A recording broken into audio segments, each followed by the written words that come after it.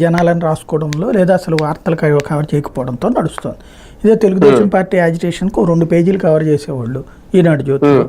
అట్లాగే వాళ్ళ అర్రజన్ మీడియా కూడా ఫుల్ ప్లెడ్జ్డ్ హైలైట్ చేసేది. ఇప్పుడు సాక్షి వాళ్ళు రాసుకున్నారు, సాక్షి టీవీలో వేసుకున్నారు.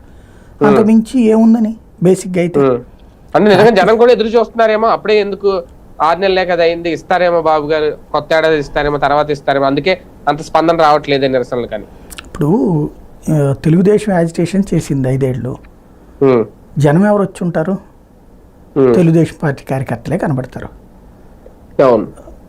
ఒక్క పవన్ కళ్యాణ్ వెళ్ళినప్పుడు జనం కనబడతారు కార్యకర్తలతో పాటు.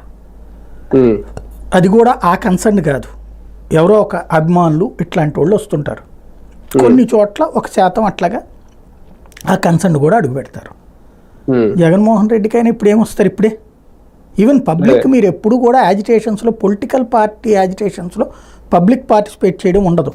ఒక్క కమ్యూనిస్టులకు మాత్రమే అది సాధ్యం. ఆ తర్వాత పవన్ కళ్యాణ్కి సాధ్యం. అది ప్రాక్టికల్గా మాట్లాడాలంటే. ఎందుకంటే ఆ కన్సర్న్ పర్సన్ వాళ్ళు చెప్పినప్పుడు యాజిటేషన్ చేస్తాడు పవన్ కళ్యాణ్ ఆ ఇష్యూ మీద.